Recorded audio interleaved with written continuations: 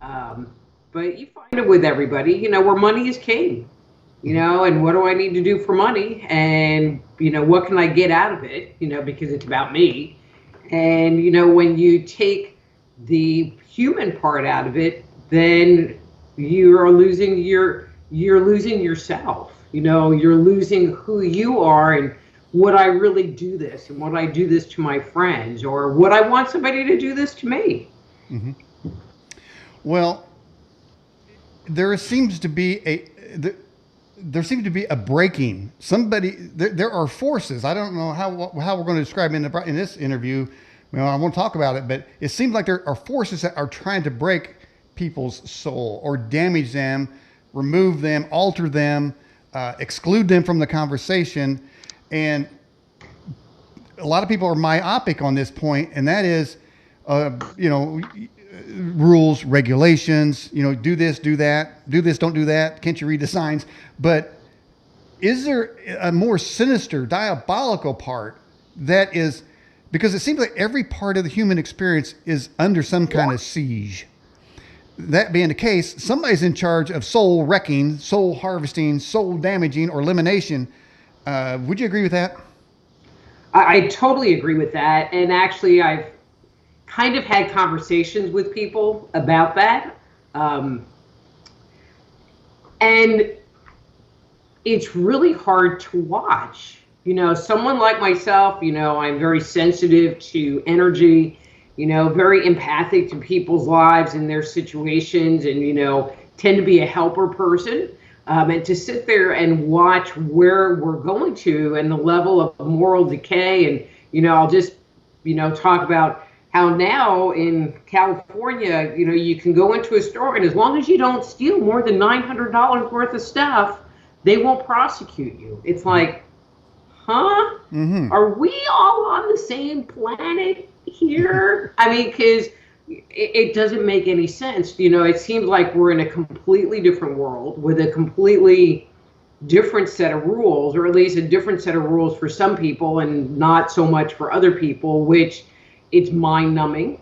It is, creates cognitive dissonance, which just makes your brain try to put the pieces together, and you're like, it's not fitting. 1 and 1 is not equaling 2 anymore. Mm-hmm. And I joke around, and, and I think your listener, because you talk about UFO stuff on your show, don't you? Mm-hmm. So I think your listeners will appreciate my commentary here, because how everybody's a conspiracy theorist these days, and I just joke, I've been a long time conspiracy theorist, pretty much my whole life. And it is, and this is how sad it is to me.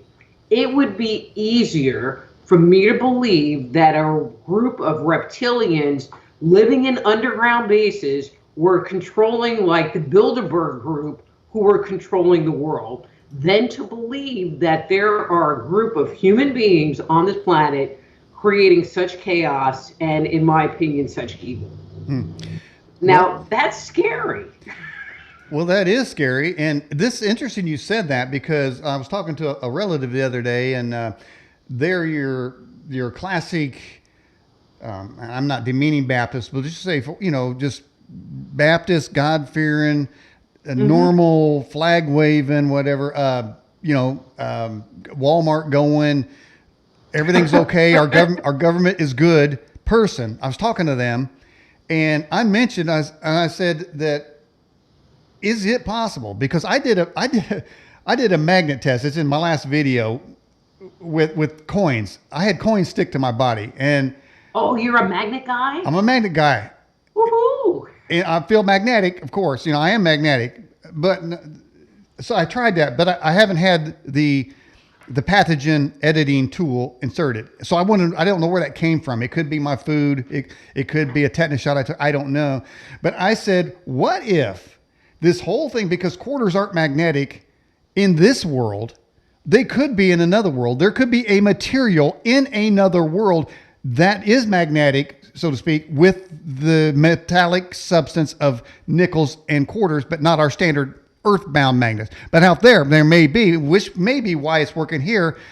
But I said, what if somebody is, this whole thing about worldwide rush is to seed or move the earth, humans, to a different place so they can come down. My point is, she said 6 months ago, I wouldn't even entertain a thought as stupid and as bizarre as that one. But she said, but now I might as well make a contemplation on that because it's just as valid as everything else coming in my way. Mm-hmm. Well, I have a girlfriend, I mean, really good friend, and she's, I consider myself a spiritual person and look at a lot of different belief systems, because I believe in God, and I believe in, a divine creator, and she's much more Christian religious. But we get into these conversations about spirituality and being good and, a little Bible stuff. And so we got into this conversation about the book of Revelation, because in the church she goes to, they were talking about it. And so she goes, well, what do you think about the whole rapture thing and the mark of the beast and blah, blah, blah? If you asked me 5 years ago if I thought that this is where we were going, or, that whole conversation that you find in the book of Revelations would possibly, this war between good and evil, I probably would have laughed at you. But maybe not so much anymore. Right. I think we need to examine, because we're definitely not getting information straight.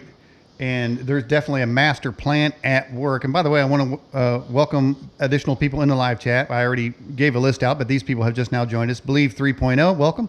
Raul Sanchez, Doreen 8959, Vincent Platzenthal, welcome back. And Justin Pollock, all welcome to the Edge broadcast. On our newsmaker line is Dr. Rita Louise. We're talking about soul healing, and of course, that's going to take a lot to get. We have a lot to cover in that situation. We're kind of priming it up a little bit because we're kind of, Dr. Rita, we're kind of depicting a rather bleak landscape out there, and I know that people are being manipulated, and our general thrust, our general Americanism, our character is to be nice and sociable and relatable and good to everyone around us. Somebody's hacking with that. We're being hacked. Humans are being hacked physically, mentally, and I'm saying down to the soul level, because as you know, as being an alien aficionado, or somebody who knows that they may exist, will know there is such thing as soul harvesting. And that, of course, goes to entities, which I think we'll talk about here in just a bit, attached entities.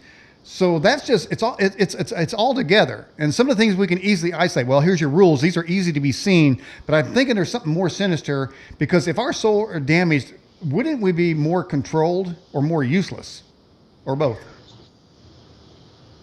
Both, and I'm going to make it even be kind of simpler.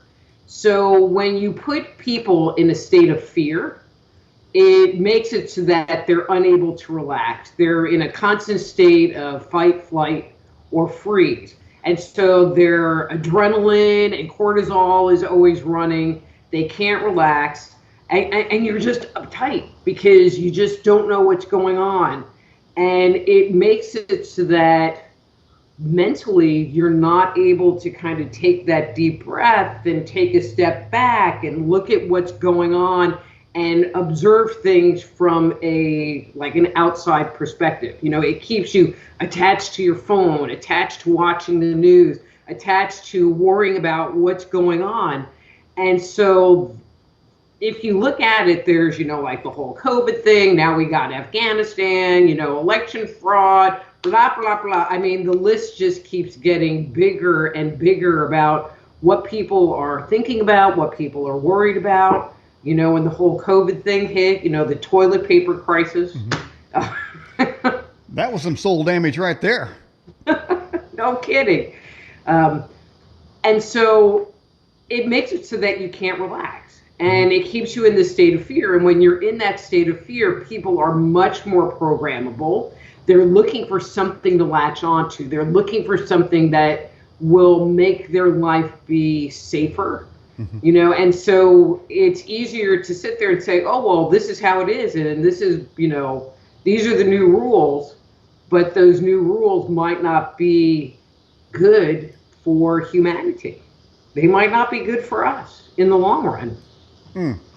Well, no, I don't think they are good for us in the long run. And one thing, and that's something that I really resent, because I know when I'm out there, we've got the masked versus the unmasked, and the vaxxed and the unvaxxed, and there's the whole thing of human relationships has been messed with, so that I have to think now if somebody has a mask or if they don't have a mask, and I'm trying to, I don't want to be a judge. I don't want to judge somebody because I could be completely wrong, and I've been wrong so many times it's crazy. So, but it's messed with all of us. I seek to control that, saying, well, they have a mask on, are they just being obedient? Is it a rush to obedience contest, or is there maybe they have a health problem? But I've been forced to evaluate that. But others I know out there see me without a mask and thinking I'm trying to kill them. And if they see me with a mask, they think that I'm trying to kill them anyway because I got a mask and I'm probably throwing spike proteins at them and trying to kill them. So either way, I'm trying to kill them. And I know, and I don't want to say weak-minded, but maybe the programmed, the less strong-willed, the people who've already had their souls damaged, because it will take a good, healthy soul to navigate through these treacherous waters that we find ourselves in. How's that? That's good. And I think being a long-term conspiracy theorist, as we are, and looking at alternative perspectives, on what is possible, and just having that level of open-mindedness, makes it so that you do take a step back and go, well, is this really true? And they talk about people being red-pilled. It's like, oh, well, so-and-so, I got red-pilled in 2018. It's like, I never got red-pilled because I never, went down the sheeple way. And I've been red-pilled, forever. But it makes people look at stuff. It makes people question stuff. It makes them want to get information to justify and validate what they're thinking and what they're feeling, because talk is cheap. People that manipulate are blah, blah, blah, blah, blah, talk, but their actions don't necessarily follow their words. And so when you sit there and you start paying attention, our feelings, from a soul place, our feelings react, our bodies react. And so if it doesn't feel right, maybe it's not. Maybe we should listen to what our body is telling us, or what our spirit or our higher consciousness is telling us, and go, well, that's just really not sitting right with me. And, is this really true?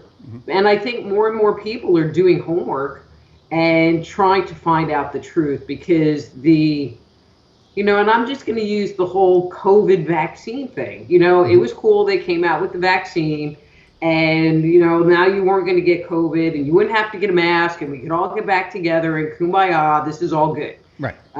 But now, how many people are getting COVID that have been vaccinated?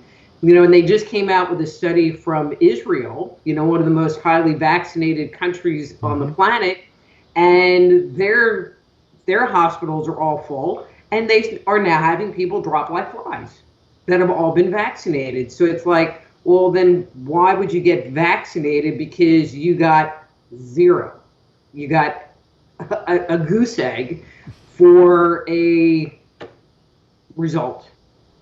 And why keep pushing it? Oh no, they're safe. It's like, well, yeah, okay. Well, I don't check vaccine status to enter the show. Oh, by the way, you may not know this. I've had some videos banned because I used the C word, and if you use the C word, you can only see how great it is. But last week, guest, we decided to play a trick on YouTube, and we referred to it as the pathogen, and the video didn't get banned, so we had to play these games to get past the censors, and it's kind of fun, and it kind of works. But if somebody has had the gene editing pathogen, how many shots are you going to sign up for? Because I think they're up to 3, and I heard that they're going to move from 8 months to 6 months. Now I believe they're saying it's at 5 months. So are people going to report the camp to get every 5 months? I mean, have they considered that? I don't know. I don't know, but I know a few people that have already gotten the third one. I'll just say the third one. Well, hopefully they're doing okay. Nobody wants anything bad to happen, and really, you can't blame me. I don't segregate people for the do's and the don'ts. Like I was getting ready to say, I don't check the status, so I don't know if a guest, because it can be offensive. It can be a line of contention, which I can't stand, because this show is about building bridges, not divisions. And so if I talk to somebody who's been vaxxed, then I won't treat them any different than somebody who's not. I don't want to treat anybody, and I won't. But talk about the heart, though, because we were talking about the soul, and I think I want to talk to you about which is which. But in the Bible, it does say, above all else, guard your heart, for out of it are the issues of life. We got to be about the business of guarding our heart. Now, this is a question that I thought about this week, and I want to ask you. Let's talk about the soul. Is it the soul, the heart? Is it the conscious? Is it your spirit being? What is it? Okay, no one's ever asked me that question, so I have not really formulated an answer, but I'm sure I can come up with something. Well, I say we work through it. So there's our physical body, and then there's our mental self, but then there is our, and I'm going to say spiritual nature, who we are when we die, and that portion of us that, I'd like to say go to heaven, but, I'm a ghost hunter, and I see them hanging around, so wherever it goes and comes and visits, but I think part of what people see as being the soul is, again, that moral compass, that part that we feel intrinsically true to who we are. Well, I got a shock for you. You may already know this. There are polls out there that people who have had the pathogen would just assume everybody else be locked up and be isolated from society, and worse. So to me, there's some soul damage there. How could anybody formulate an opinion like that? Because imagine saying that to a group of gay people back in the 80s when HIV first came out, and said, well, you were messing around, you weren't doing things right, so you should be segregated from society and not allowed to infect everybody else. Imagine if that was applied, because the logic is the same. But we didn't do that. We said, you're human beings. Yeah, maybe my morality compass says that isn't right, but you're still a human being, and who knows why you made the choices that you did. It could have been something that bad happened to you in your childhood. I don't know. And you could have been warped that way. You could have been, or I don't want to say warped, I don't want to denigrate anybody, but you could have been programmed that way. Maybe I was programmed to be a hairdo. I don't know. I would assume so. But I'm just saying. People got HIV from blood transfusions, and how do you blame them on that? Mm-hmm. All right. Well, we got a question coming in for you. It's from our questions are coming from the people watching in our live chat. They put them in there. It says, Dr. Rita, what is your advice to someone who has high blood pressure? Is that something you can comment on? I do refer to it as a doctor. That was kind of like, okay, that really didn't have anything to do with what we're talking about, but okay. So I like to keep things just very simple, and with high blood pressure, a lot of the times it's making lifestyle changes, watching what you eat, get rid of the salt from your diet. If there's a weight issue, work on lowering your weight.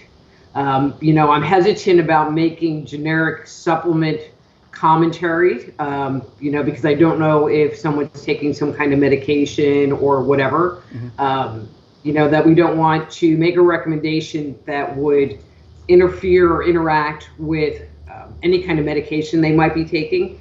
And sometimes high blood pressure comes from there's just too much stress in your life. There's too much, we're kind of talking about our soul. And, as human beings, we throughout our lives have experienced different levels of trauma.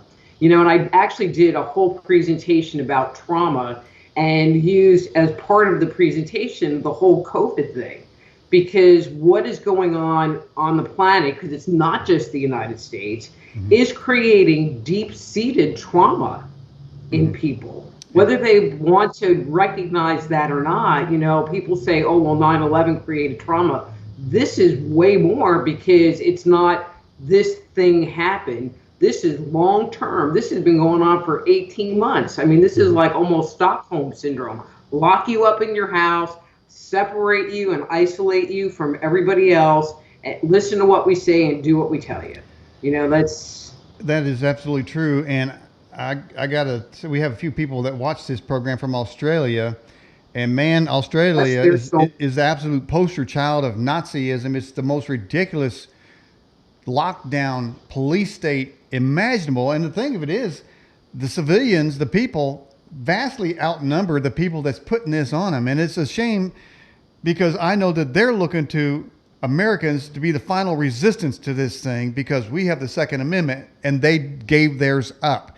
The lesson for the Australians is, first there was a couple of shootings, a couple of convenient shootings, and then everybody said, "Oh, we got to give our guns up." And then once they gave the guns up, then the mandates started coming in. People started getting thrown in jail for every kind of thing that there is. And this pathogen thing is just the ultimate give for them. And but they're hoping that the United States will be different, and that we'll stand our ground, if nothing more than to give them hope that somebody is, even if they don't get out of their lockdown. But that's heading our way. It's coming to America, already. So, and you can see little things of that. All right, another question. Truth and Treasure says, Dr. Louise, who are the narcissists? Why are they so evil?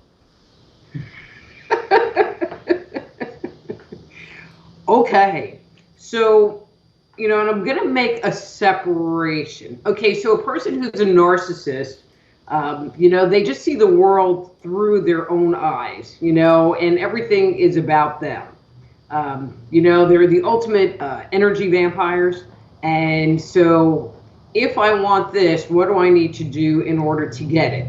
But many times it's like, it's their outlook, it's their perspective on life, and I hate saying this out loud, but I really do believe it, that they do things more from a self-preservation perspective versus that they're doing it intentionally.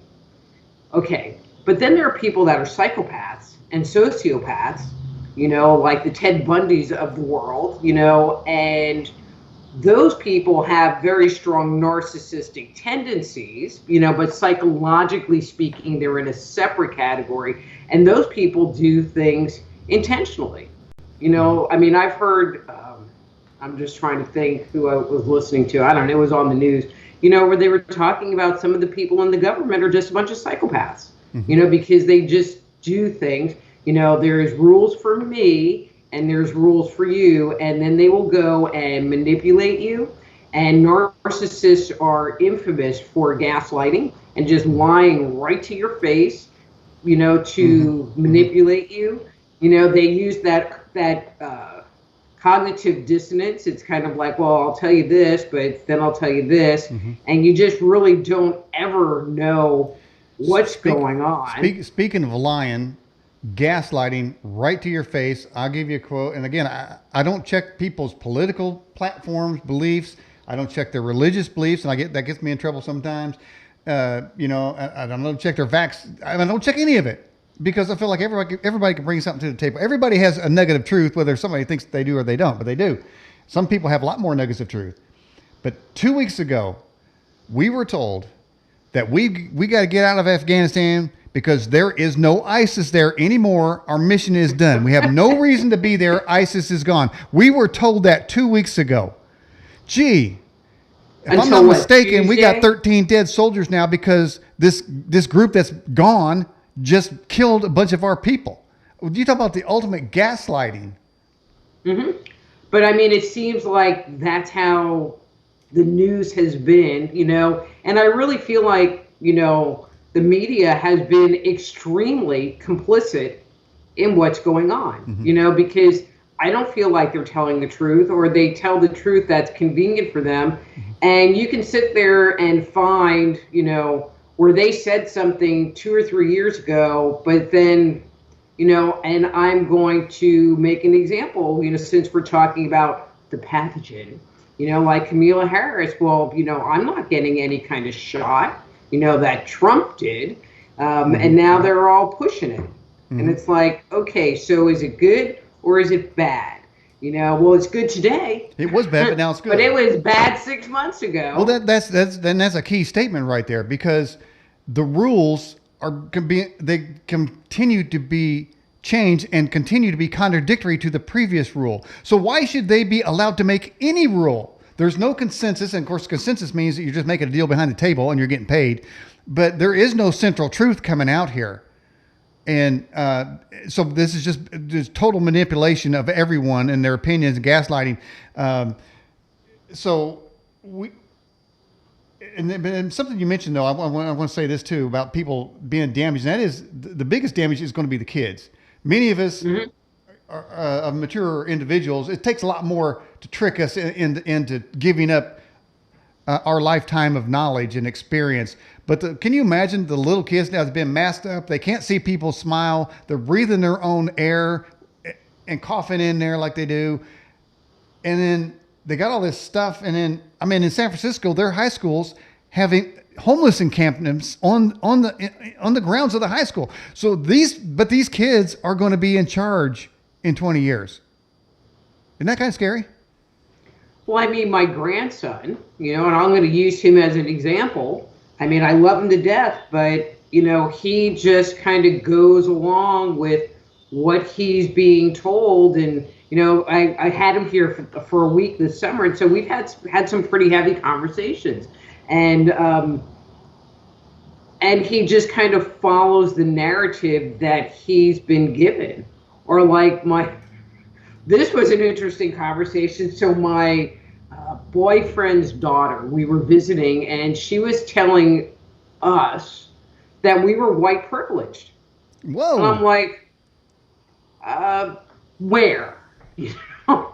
When and where? Because I don't really recall any privilege. I put myself through college. I supported myself, my whole time, as an adult. So where was that privilege? Because I did not have any kind of silver spoon or anybody following behind me, picking me up, and my boyfriend either. So he just, it was getting to be quite a heated debate. But she's like, no. And so she's teaching her daughter about this whole white privilege thing, which is like, okay. Well, which is more dangerous, the pathogen or this pathogen shot, or the mind, the way you turn out? It's still, they're both kind of the same. I think they're both kind of the same. Because they, it's something that they're going to remember. Especially the mask wearing. If you're having to put a mask on every day, to make you be safe. It's like, so when you're 20 years old, are you going to feel more comfortable wearing a mask because you feel safe? Because when you were in first grade, that's what you did to feel safe. But that's the nature of trauma. It's like a lot of stuff happens when you're young and in your formative years that make, and you strive to make yourself feel safe. Well, yeah, it's a rush to obedience, because even through the masks, the other day, my wife and I were at a reservoir, and there were people out in a boat with a mask on. We saw that too. They were fishing. And to us, it's like it is a rush for obedience. The signal is being given. We are obedient. Now, isn't there? And thanks for that light. That really improved that. Okay, that's good. You're kind of like in the dark there, but there is a rush to obedience, and it kind of seems like a little Stockholm syndrome that the obedient people. You tell them to stand on one foot. If you won't get it, you'll feel a lot better if you stand on one foot. It doesn't matter how ridiculous the order. I don't know how much of the population is ready to say, okay, I can do it better than the next guy too, and I can do it longer. It's like a rush to it, like it's an obedience contest.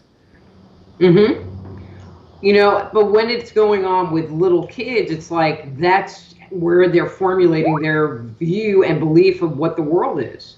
So if you keep telling them, you're white privileged and this or that, and standing next to someone, standing within 6 feet of someone is not safe, and wearing a mask is the only thing that's going to make you safe, or, taking shots is the only thing that's going to make you safe, then they're going to grow up with the thought that I have to stay away from people. I mean, it's not just going to go away whenever we go back to normal, which obviously is probably never going to happen at this point in time. Yeah, that idea, but they're still working that. They're still working. Well, yeah, they're not done. No, you want to return to normal, you got to get your unpathogen editing people. You got to get them into the camp to get their shot. All right, here's another question for you. It says, Dr. Rita, how many people are waiting to get the pathogen and see another person fall over dead right in front of them, and they will continue to wait their turn? Now, that's an interesting statement right there, but I think we can agree that would probably be this is the case right now, that people would say, if people were dropping dead, they would look at them and say, well, they deserved it, and give it to me. I'm ready. Oh, there's a lot of people that are saying, well, they should die because they wouldn't get the... Yeah, right. Imagine that. They should die. I've seen people say they shouldn't be admitted to hospitals. They shouldn't be, it's they like shouldn't get medical care. Right. Right. And there are stories coming up. Doctors saying, I'm not touching you. Get out of my hospital. There's already stories like that. Whatever happened to the Hippocratic Oath? Every rule and moral base of this country has been destroyed. But let me ask you something. I didn't know we were going to be going this way with it, but where there's a me either. Where there's a fact. Oh, by the way, I think the word of what, because you mentioned it earlier in the first hour part of the show, all these crises that are building up and the damage that it's doing, whether we know it or not, it's damaging things. That's coming straight out of a book called Rules for Radicals. And what you do is you attack everything at the same time and crash it, almost like a fire cell. If you know what that is in digital terms, it's a fire cell to all the institutions and history accounts and everything that makes America unique. It's a fire cell, and Rules for Radicals says hit them all at the same time, and they won't be able to be even focused to fix anything. And that's kind of where we're at right now. Yeah. And I don't see it letting up anytime soon. No, I think no. It's just getting started. That is clear.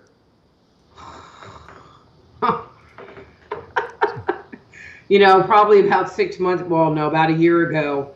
There was a lot of stuff coming out about election fraud, the pathogen cure, blah, blah, blah, and of course with it, all the different conspiracy theories, all the Epstein stuff. I mean, there was just like a ton of stuff. And I'm like, my brain is too full with data that it's trying to figure out what's going on, but we're talking about children and the crisis, and the crisis that's going on, but when you get older, you life experience, and we've all had relationships where we, our heart was broken, or we lost a job, or lost a loved one, or whatever. And so, even though we might be able to, on some level, handle more trauma, we also have a lot of, and I'm going to say, emotion that we're carrying around. And it's just like, here, let's just put this on. And I think the level of suicide, or not suicide, of depression, and people feeling helpless, that they just can't do anything, with what's going on. So it's not just little kids they're being programmed because they don't know any better. We know better, and it's just in a different way. And this is really sad to say, but I keep saying it's like, I'm glad I'm old, because, I won't have to put up with this, for 50, 60, 70 years. Wow. Never looked at it that way. You're closer to getting an exit strategy. Pretty much. But so in the Solical situation, have these people that,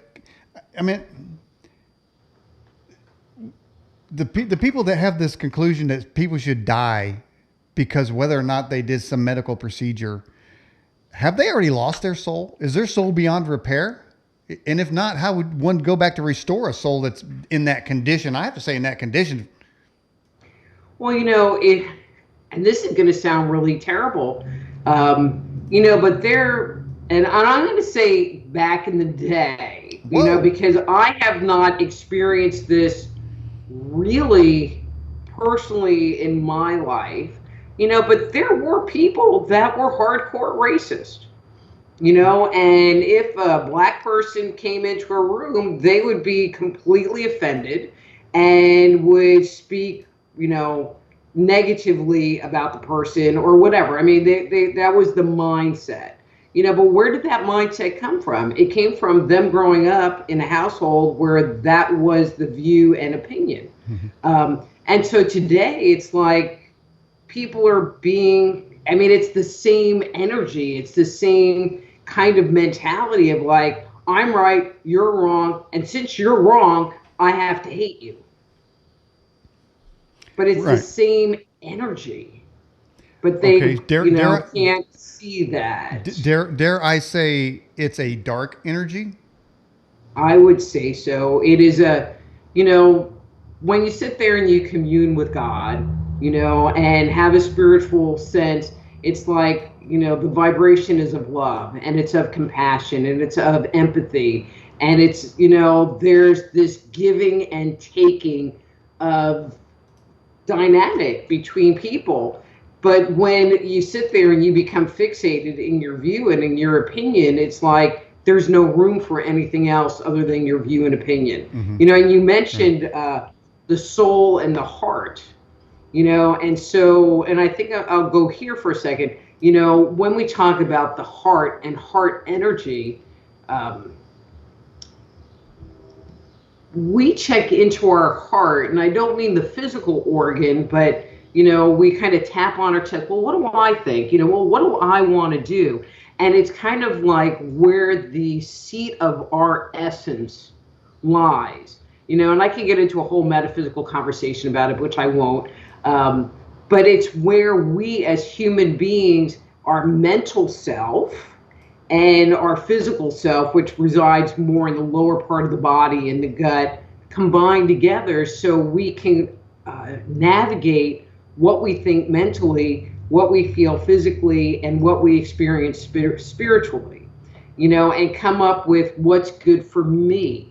Should I wear a mask? Should I not wear a mask? What are the implications? This is where we do that risk assessment, because when we do a risk assessment, it's about me. It's not about you. It's about me. And I'm choosing to do this, but they don't want us to choose for ourselves. They want to choose for us and tell us what is the right thing to do. Which is interesting how you frame that, because I commented on a random article out there, and it was about the pathogen, how they want you to educate yourself. Of course, when they say educate yourself, they mean educate yourself, then get it. You can't have any other education except that. That's the only conclusion that you're allowed to come through. So I posted the comment that I put out there. I said, get with every dose comes a spec sheet, and that spec sheet will educate you so you can make an informed decision. And here is the copy and pasted spec sheet. And then I put ... and then it goes down to nothing. Why is there nothing there? Because there is no spec sheet. You can't make an informed decision because they won't give you that spec sheet. Well, and the spec sheet, as you're probably aware, is this could happen, that could happen. You've seen the commercials 1,000 times. Everybody has. There's that whole list. But somehow this getting a pass. So I say, so you want to make an informed decision, read that spec sheet for this dose. No, it's safe and effective. Yeah. It's safe and it'll make your hair grow in and turn dark again. Right. Well, there you go. I mean, it's a miracle. And cure ED all at the same time. Right. No telling what it'll do for you. There is. And I just want to make a comment. I really have been following the whole pathogen thing a lot. And there are a growing number of physicians, so there was the frontline doctors that came out with a video and that got shut down right away. Right. But there is a growing number of physicians that are coming forward, making their voice heard, and many of their voices are not in a very complimentary way with what they're trying to put forward. Right. And so to me, it's kind of like, why would this eminent doctor, virologist, whatever, with like credentials out the butt make us look like you need to go back to school? come out and say these things, potentially ruin their reputation for disseminating false information, to talk about this stuff, and their viewpoint is, we're keeping our oath, do no harm. And that's why we're putting ourselves and our livelihoods on the line. We talk about doctors, which includes the very doctor who invented the MNRA, the very doctor. And and Dr. Rita, I have seen these doctors and I've seen these credentials out the butt, the unbelievable list of credentials. Like all of a sudden their opinion doesn't count. And it isn't just one, it's dozens of them. And I know there used to be something called Dead Doctors Don't Lie, and then people start dying off. And I've got a feeling that these doctors, hopefully nothing will happen to them, but there is a growing base of doctors that saying, wait a minute, there's no data here for any of this. And on that, we're talking about the kids. There's no data for that. No, and if you ask for data, you're a conspiracy theorist. And here we are back to the thing. Right. What is a conspiracy theorist? Somebody asks questions who doesn't toe the company line, who says something you're saying isn't making sense. From a biblical standpoint, it says it's a matter of kings to seek out a matter. God has given us intelligence to go seek a matter. But going back to the people that would just soon have a whole group of other people die off and get out of the way. Again, I don't want to get too preachy, but there's another biblical text that says that at a certain point, when you keep resisting that voice of what to do, right? Because, I'm sure at some point these people had something in their life where they was making good and bad decisions. Now all of a sudden, a decision that people should die, something happened to their conscience. And the Bible talks about it being seared with a hot iron. And even to the point that when you resist this internal human to human connection, when you break it and say, I'm going to break it off these people, then it says that God will give them over to a reprobate mind, which is a mind that's confused and irrationally generating hatred. And we've seen irrational hatred, not based on anything. But people are just buying into that. And I'm concerned with their soul. And I don't know where they go. Okay, here's this. Where people go if they don't have a soul? How about that? I mean, we all have a soul, It might be a kind of evil soul. Oh, okay. So this is my line and I'm sticking to it. There's only one person that died and came back from the grave, and he never really talked about what it was like there during the dead part. Okay. Okay. And point taken. So as humans, we don't know. So do we go to heaven? Do we just enter into, what I personally believe is that we change frequencies. We enter a different time-space continuum. Okay. I'm a Star Trek fan, so original Star Trek, Kirk and Spock go through the transporter and now they're back on the Enterprise and they're walking around and everyone's like, and they can't see them because they're vibrating at a different frequency. Right. I remember that episode. That's where they dropped something in the water. And Kirk was drinking his coffee and he got it. And by the way, being a Trekkie myself, I can tell you that every Star Trek episode and movie after that is just a redo of something that was in the original series. Just putting that out there. All right. How do you like that? Well, see, I never really thought about that, but okay. Well, I don't know. To me, obviously. Okay, let's get to this here. None of Your Business says, is it true? That's their avatar name. None of Your Business says, is it true 50% of all new cases in Nevada have got the editing tool in their arm? Now we talked about, we know that in Israel that's true. Yeah, they have over 80% compliance in Israel. And so, I haven't seen any numbers about Nevada, but I do know that in the United States that statistic is growing and growing. What they are conveniently not sharing is the number of people that have died that have been compliant, versus the number of people that have died that were stinky Walmart shoppers. Wow.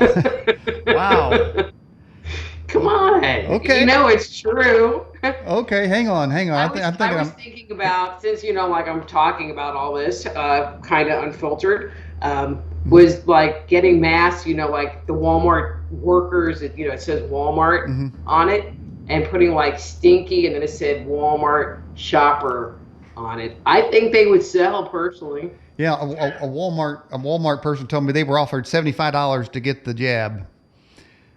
So I was thinking, is that it, man? There's other people giving $1 million. I'm not sure what I'm still waiting. I'm, hope for like a free trip on SpaceX or something. So, I got something better than that. But we're old, so it's kind of like, okay, whatever. And if it takes me out and it's my exit strategy, maybe, it would have to be a big reward for doing that. How's that? Okay, sounds real good. Sounds real good.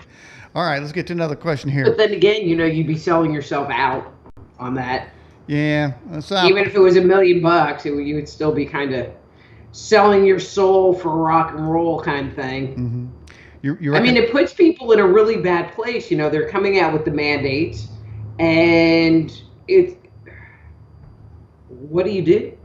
You have to take care of your family. You have to take care of yourself, and it puts you in a situation where you're between a rock and a hard place. Mm-hmm. But I do want to share this because this is a little teeny piece of information that, well, actually two that they're not sharing. Okay. Okay, or I've seen, but I have not seen it real publicly shared. Okay, first, so the FDA approved the vaccine, but there's a caveat. So they approved the vaccine, and I don't have the exact name. So it's under a brand name. Right. Okay, so it's not the Pfizer vaccine, it's under a brand name, which they have not produced yet because they have to do the inserts, Mm-hmm. which they haven't done, Right. and they have to repackage it under, a brand name. Mm-hmm. So even though you think it's FDA approved, if you get the Pfizer vaccine currently, you still fall under the emergency mandate. And so you still have you cannot do anything because there's no liability. But once the FDA approves it, or it's the new label on it, Mm-hmm. Mm-hmm. then there's a fund that if there's some kind of an adverse reaction, that you can sit there and go to the government and say, hey, I had an adverse reaction, and get some kind of relief. Okay, so if Yeah. you're thinking about it, you might want to wait till the actual real one shows up, the real Mm-hmm. FDA approved. So Yeah. that's one thing they're not talking about. That's a little secret thing, and that was from Robert Malone as well, the Yeah. inventor of the arm.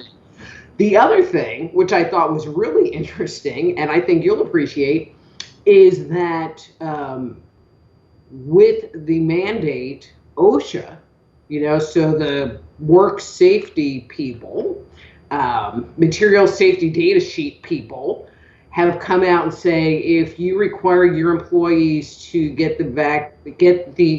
submit, if you get your employees to submit, and there's any kind of adverse event, then that is now a workman's comp issue, Oh, I like it. and Nice. you can apply for workman's compensation. Mm-hmm. Hey, there's some good news. And I think That is good news, but have you heard about that? no. It is like a nice big little secret. So hopefully that'll cause companies to think twice about doing that. And I think I do remember. I think the new uh, drug is called Cormidity, or it's some hard to pronounce word. Some It's weird confused. thing, yeah. Yeah, Comirnaty, Comrinaty, whatever the hell that is. All right, got more questions coming in. Let's get to them. Australian Ben says, Dr. Rita, Okay. is people's rush to anger actually a deception by giving themselves over to explosive rage, which is the default mode for the demonic realm? Well, I think that, when people are scared, people are scared that if I walk by you and I don't have a mask on, now I'm going to die, and so I feel like that kind of drives it, but fear also makes you more open to negative forces. So I am going to kind of go in a really different direction. You had brought this up before, so I'm going to bring this in here. So you had mentioned, maybe we'll talk about attached entities. And so in the work that I've done with people with attached entities, one of the biggest underlying issue that those people have is fear. Fear about something. And I'm not suggesting that, people that are haters these days all have attached entities, but it makes it so that you're more vulnerable to accepting and holding negative thoughts, negative energies, negative intentions, because you're scared, and so you're in a self-preservation mode, and it's like, well, I'm going to hate you, but the reality is I don't necessarily hate you, it's that I'm scared. I see. Yeah.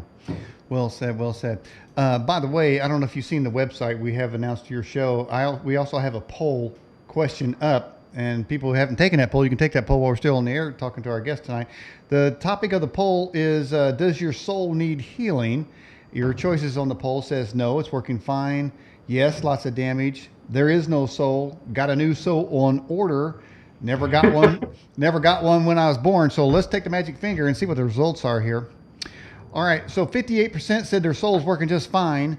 41% said, yes, I have lots of damage, need soul healing. Now, that's a pretty, I don't know, people are joking with that there, but, and I would assume that there's a percentage of that, maybe a large percentage of just being frankly honest. Look, I've been hurt.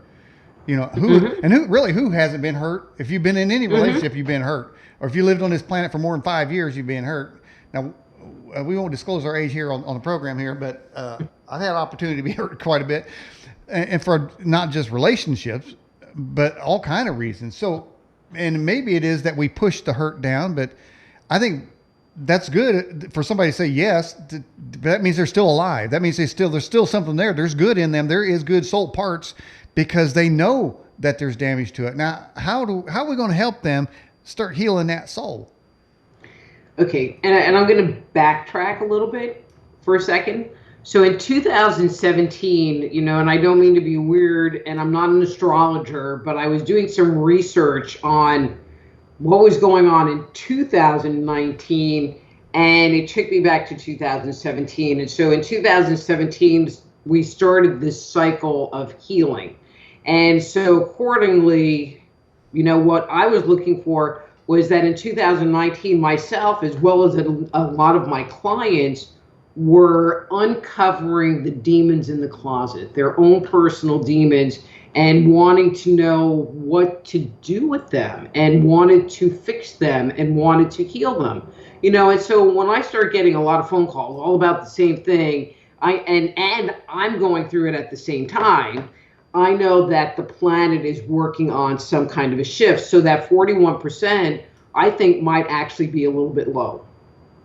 Wow. To be honest with you. And so what was interesting was that what I was seeing in 2019 was, there's this big shift that's going to be happening in 2020. Not what I expected. I thought it would be like a little bit more internal and, a personal shift. And, and so one of the things that's going on is that it's really causing us to take a stand, or at least some people to take a stand and own themselves. And, this is what I think is right for me, and really, and that is healing, deciding that I'm important, that what I say has value,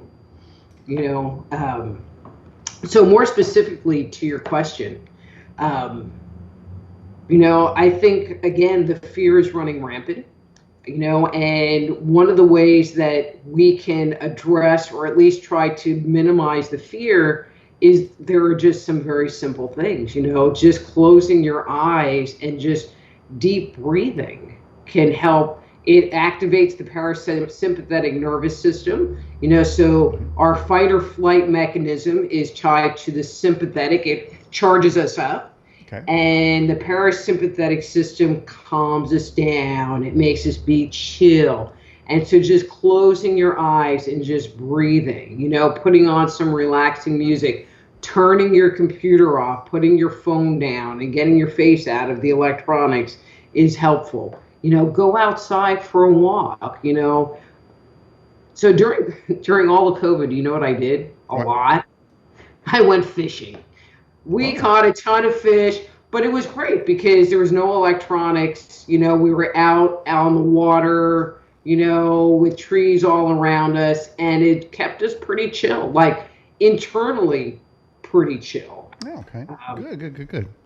So you catch anything? and excuse Did me, you catch anything? we by the time the summer hit and it was getting too hot and we weren't catching anything, we had literally caught, and we gave away some 6-gallon Ziploc bags full of fish. So like Memorial Day weekend last year, we were going to have this big fish fry because things were starting to open back up, and we figured we'd have people over because we had six, I don't even know how many pounds of fish, but that didn't happen because then everything shut back up. So yeah. But going outside for a walk, going to the gym and exercising, or staying at home and exercising, talking to friends, and keeping those social interactions going is very healing. One of the things that I learned is that whatever is going on in our mind is what's controlling everything. So if we're thinking about negative things, we're going to feel negative. If we're thinking about positive things and are having gratitude and feeling grateful about what I have today, that's where we're going to be. And it really is kind of a practice. So I would assume that the people that are the hater people, probably always have hate-filled thoughts in their minds, and can't really find the beauty about what's going on or the tolerance to just be. Does unforgiveness damage the soul?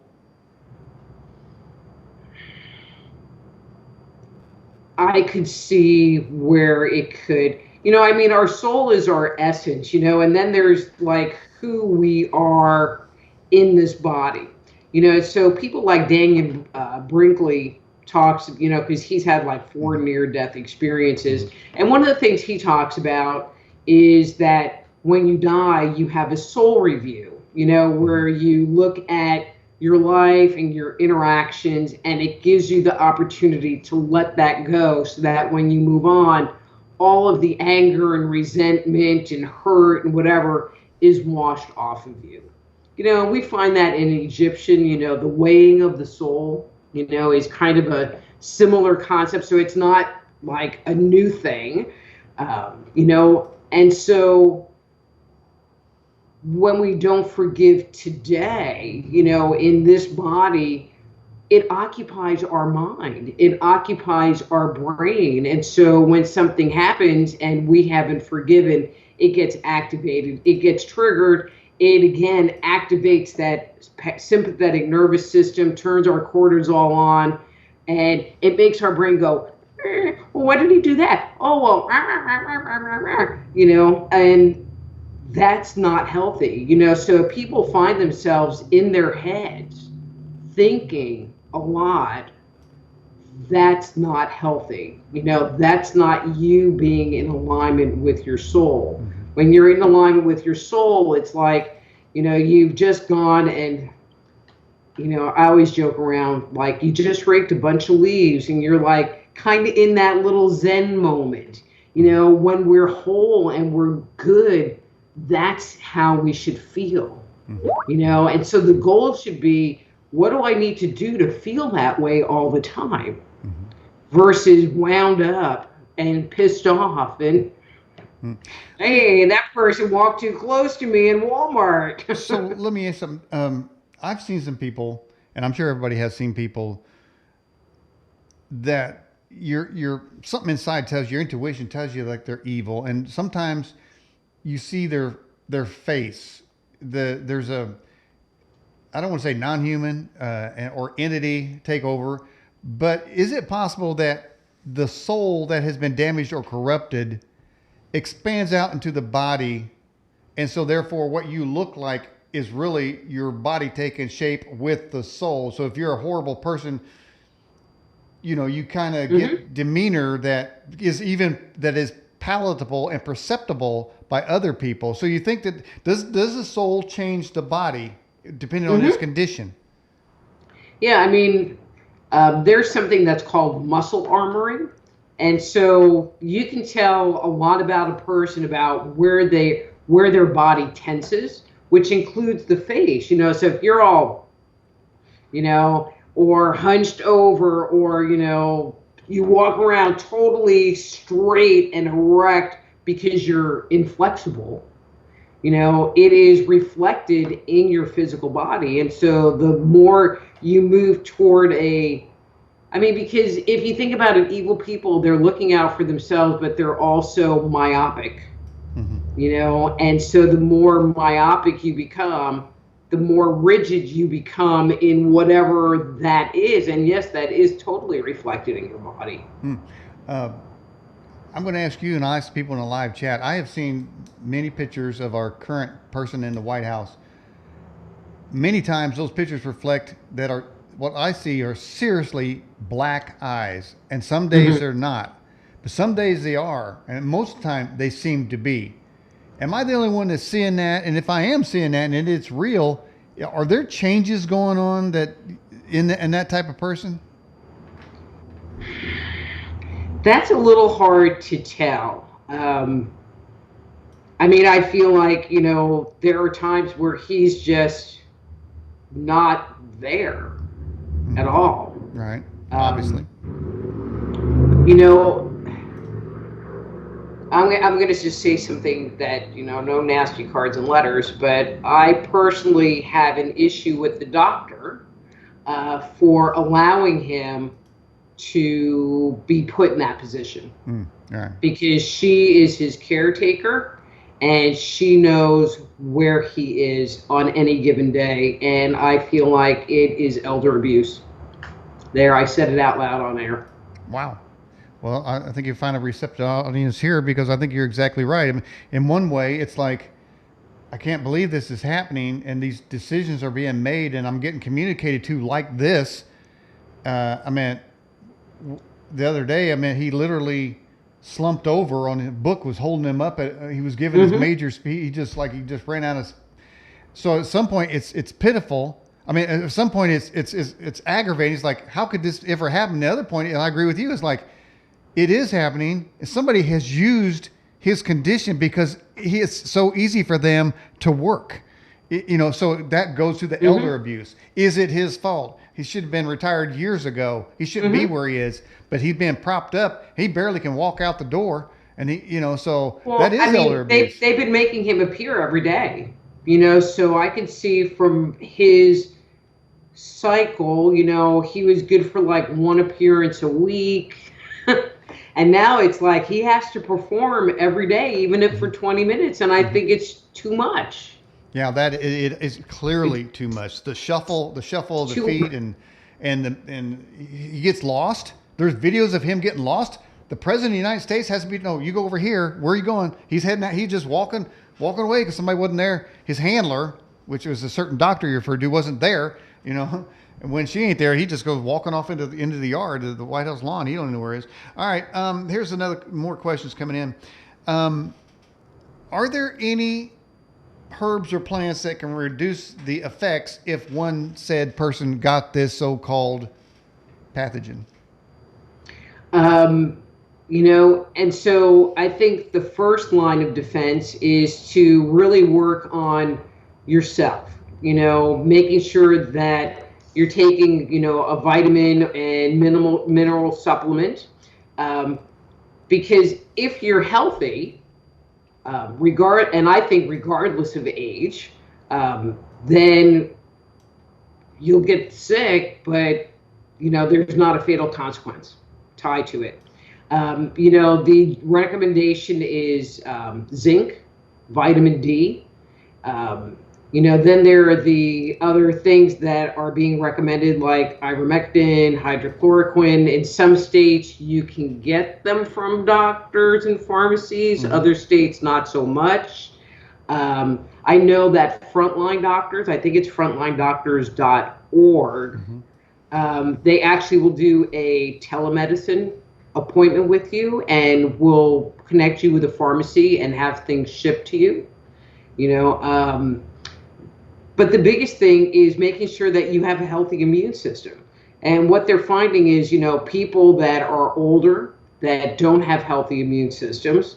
And the other major characteristic that they're finding are people that are obese, like morbidly obese, are being more prone to bad Well, see, outcomes. now there you go. Now, see, here's where I'll enter into this conversation saying, when somebody's 400 pounds, why should my tax dollars pay them to sit around and eat Doritos?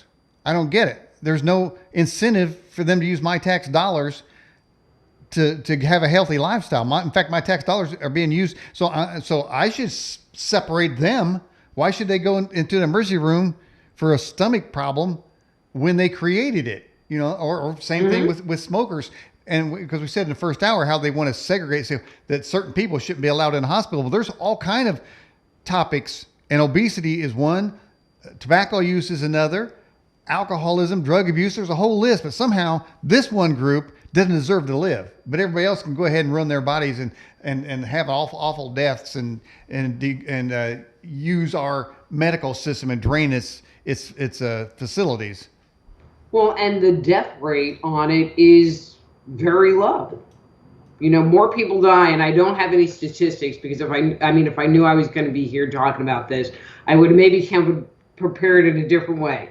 You know, but somebody posted something today that getting hit by lightning and your chance of dying of the pathogen were kind of about the same. Wow. I mean, that's, you know, like, I'm not really planning on dying from getting hit by lightning this week, but it could happen. It could happen. Well, I'll go with the lottery analysis. I'd like to win the lottery too. All right. 432 Lioness, avatar name, says, Dr. Rita, please elaborate on angels and archon connections. Okay, not really my area. Okay. Yeah, I'm just going to leave that with not really my area because I don't even know that I could pull something out my butt to answer it. Hey, nobody would ever know. I just start talking, just say something out there. Here, I'll do it. No, okay. So the archons, this is a group of aliens from the planet Xenon. They usually. Well, I mean, the archons supposedly, you know, they talk about those in the book of one of them. No, I'm demonstrating how to answer a question we don't know what you're talking about. I do it all the time. Well, I mean, normally I'm really good at that if I have like a shred of information, but I really don't have anything useful. Well, what they do is they normally travel on the Starship Enterprise when they're getting here, and they there were some really nasty people. No, but they're nasty, so they obviously have to be like Klingons or something. Well, speaking of nasty aliens, one of my least favorite aliens is the insectoids. Now these really piss me off. Okay, they got claws. They're skinny. Little praying mantis things. Mantis looking. You know, nobody likes that. Nobody wants to see them things.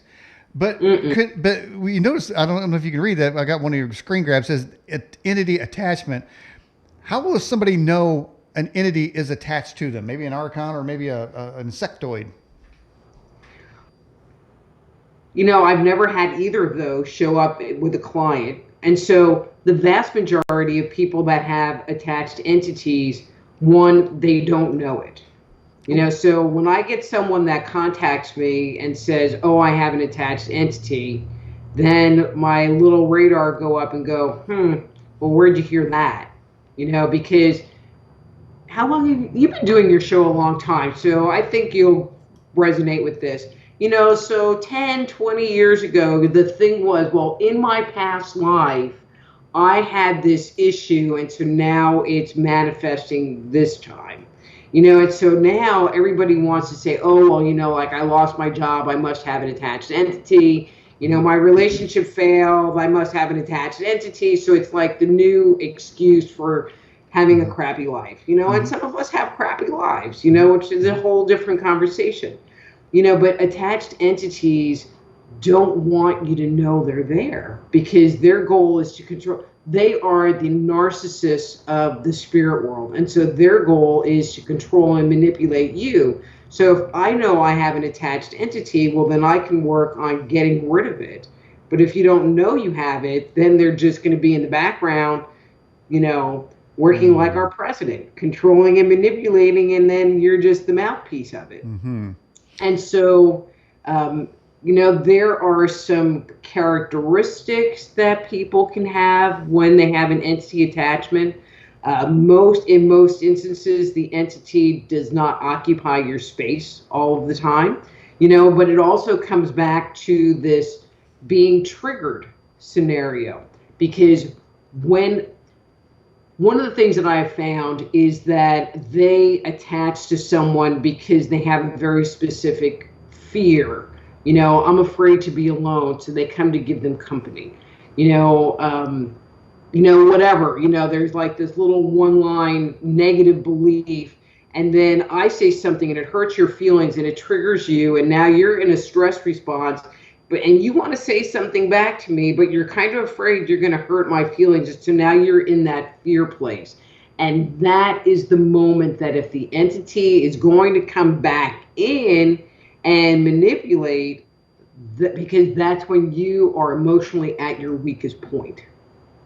And so they'll just be like, wow. And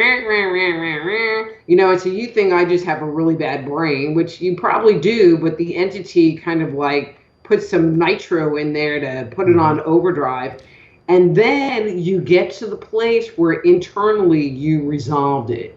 You go fishing, you're raking leaves, you breathe, and internally you resolve it. And it pushes the entity back out, because now you're grounded, you're whole, and you are back inside your body. That voice you described there, I hear it as wah, wah, wah, wah, wah, wah. It's from Charlie Brown there. That's so, All right. Is the atmosphere, Prince, the power of the air, reverberating that fear worldwide, and is it being emitted from densely populated urban centers where people are living under 5G? I don't know if you understood that question. It looks like... No, I did, actually. Okay. Yes, it is worldwide. Obviously, if you're in densely populated urban areas, there's more people. So there's going to be more vibration. People talk about the 5G thing, and I have not completely figured that connection out, although they have been talking about the graphene oxide and how the 5G might be activating that. But again, I still personally haven't figured out that connection. What just came into my brain, and I'm like, oh yeah, this would be kind of interesting to talk about. I'm going back to the reptilians, but go there. But David Icke talked about, this presence feeding on our fear, and because it lives on the negative energy, because if we're in the energy of love, we are connected to source, and when we're in the energy of fear, we're connected to whatever is going on around us, and he talked about that, where that's what and I'm going to say reptilians, but whoever, okay. That they feed off of that fear, and even narcissists, and psychopaths will sit there and do stuff to really piss you off or hurt your feelings, to put you into that crazy place, because they're feeding off of that energy. So if that's really the case, then we are like prime pickings, because there is so much fear going on the planet. And I thought 9/11 was bad. I'm just real sensitive, and I'm really sensitive to kind of picking up on, this is where the planet is, in a kind of general sense. And so 9/11 was bad, but but there was a big but there was a huge unifying force that came out of that. You know, people came together, people were supporting the United States.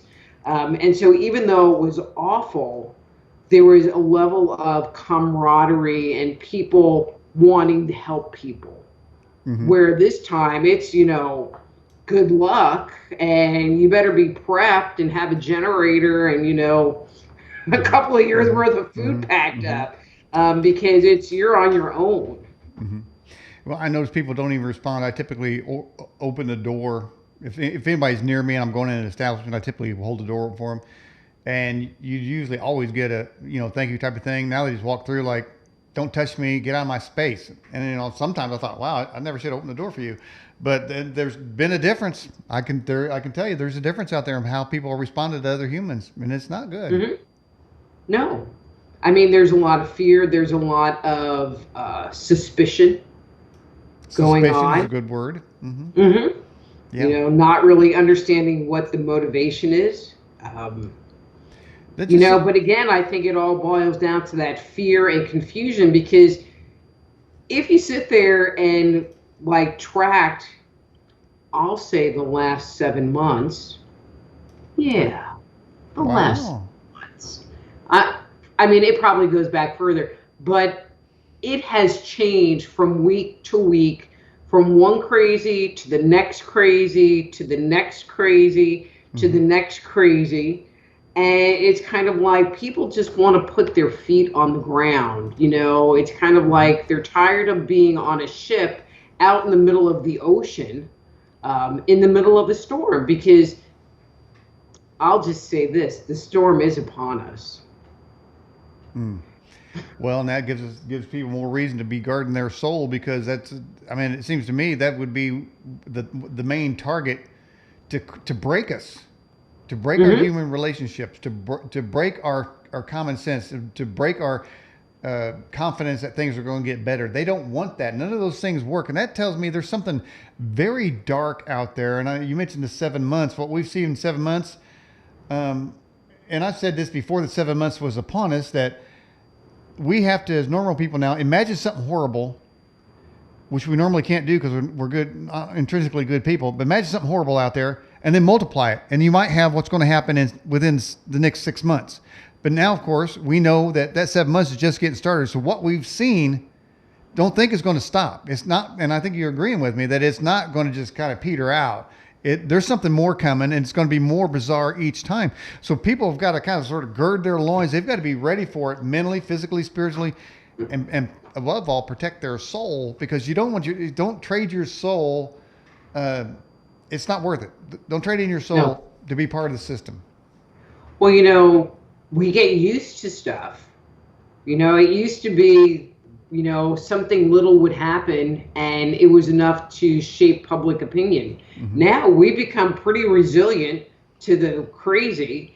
And so it has to just be bigger and bigger, or just more and more stuff thrown on the pile to create some kind of a reaction, you know, because we've been desensitized. That would be a good word. Well, yeah, I would say there was probably a time not too long ago, we'd sit around the table and we'd say, boy, they taught that Christopher Columbus, you know, he hurt some Indians down in Haiti before he got to America, you know, and so, you know, why they talk about it. Now we say, wow, 2-year-old, just 3-year-old came home saying that he's not really a boy, and I have to turn him over to the state. I mean, this is the difference between what used to aggravate us, I guess I'm what I'm saying, how the escalation now is so bizarre. You know, the United States is horribly racist, it's evil, and everybody in American history should be shot and every name should be taken down. Yeah. But in the beginning, it's like, well, you know, they're not saying the Pledge of Allegiance anymore. That's kind of bizarre. But now look where we're at. That was nothing then,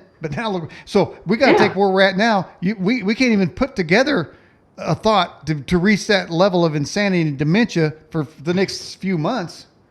And that's a very true statement. You know, and I just sit there and go, okay. You know, and there are people that have likened to what's going on to a giant chess match. You know, and I am like, okay, so what's the next move? And how big of a move do they need it to be in order to advance their agenda. Because I think there are moves and counter moves, although I feel like the good side is not doing that good. Well, I'd be lying if I said I didn't agree with that, because they've just not. And the reason is, and I've thought about this many times, that, and I just said it, really, that we can't put ourselves, imagine that there's a group of people, and I'm saying people, but I think we'd include entities and New World Order and all kinds of freaks out there, man.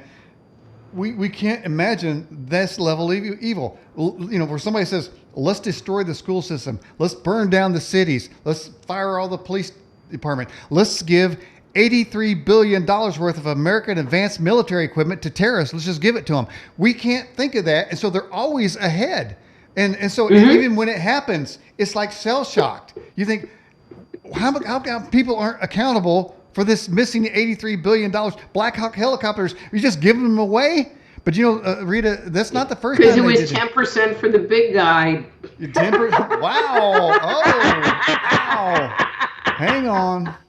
Wow. Yeah. I'd say the big guy's getting some, man, for the laps. They can't find Hunter's laptop, and they can't seem to find the helicopters either, but we know where they're at. They're sitting over there in the airfield. Somebody's driving them around. It's not Americans. But this is not the first time they did that. The last time we exited the country, we left 4,000 Humvees. It's like we're seeding. But see, we can't resist them. You said the good people aren't winning because we can't get to that level of evil to put it together and say, exactly, as a unit, this is going to stop. We're not moving anymore. And these people are going to, somebody needs to be arrested for giving away that, or have to pay it back, the $83 billion to the taxpayer, because the military decided by their hierarchy to leave it there. But we didn't give them permission. We paid for it. And I want that hardware back, or get my money, my tax money. So we can't imagine. That's why they're always ahead. We can't get to that level of evil thinking and really believe there are people that really want this, and they're doing it, and say, no, it can't be. It just can't be. Nobody's that evil. Yes, they are. They're clearly that evil. Which kind of takes us back to, the book of Revelation and the battle between good and evil.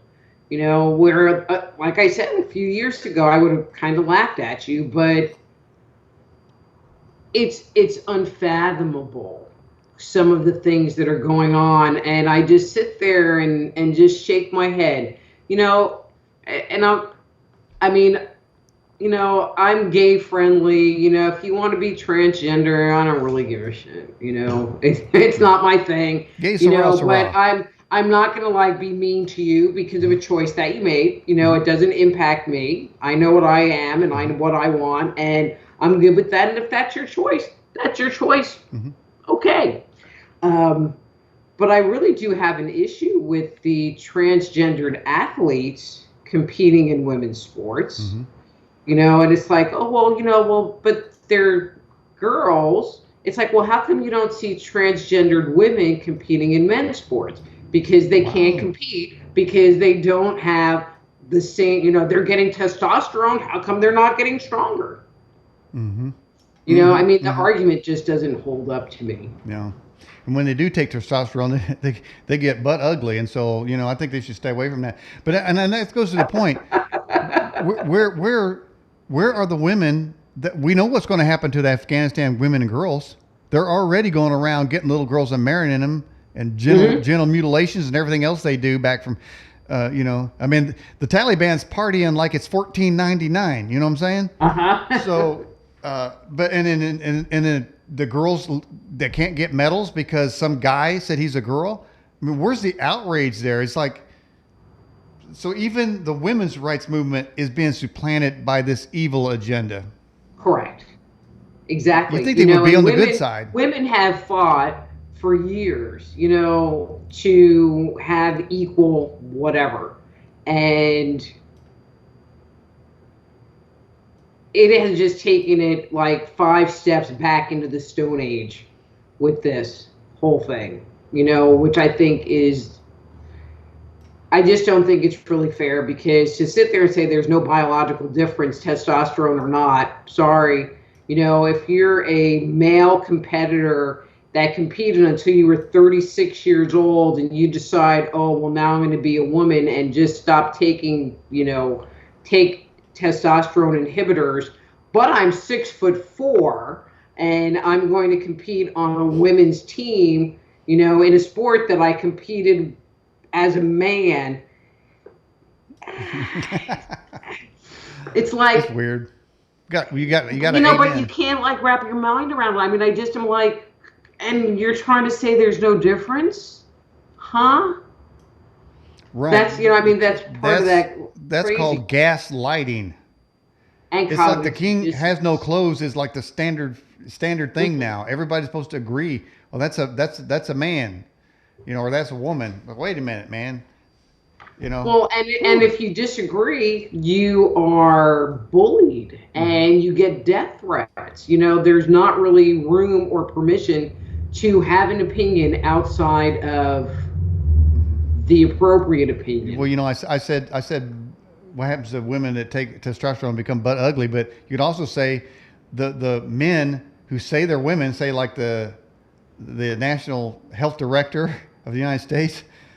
When men say they're women, they even uglier. Okay, I mean, I got this guy's picture in my mind. He's a blonde-headed guy. He's overweight. He's got glasses. That guy, I can't even remember his name. I don't want to know his name, but he's a health minister. So, hey, but I tell you what, though, Dr. Rita Louise, we're getting near the end of the broadcast. What can people find on your website? Why would somebody want to contact you? Sure. So they can go to my website, which is soulhealer.com. And actually, I have just concluded a healing trauma series. So if people really want to learn more about trauma, and it does get a little bit into attached entities in there, just saying. Okay. But to give you some tools and tips to understand what's going on, because we are living in a trauma-producing world right now, and anything we can do to reduce our stress level, to get us back to being in connection with ourselves, in connection with source, in connection with, reality. Reality would be good. Okay. Then that would be a place that you could go. Soulhealer.com. There's a contact page on there if you want to contact me to schedule a medical intuitive session or a spiritual counseling session or whatever. All right. Well, Dr. Rita, I appreciate you coming back on the Edge broadcast. Did you have fun tonight? I did. Okay. It was nice visiting with you. It's been a way long time. Way long time. You're right. I've been on this thing since 2004. So that is one of the longest running shows on the internet. Can we have you back again sometime? We sure can. I would love it. All right. I appreciate you coming on the show. If you wear that hat. It's mandatory. Okay. All right. Bye.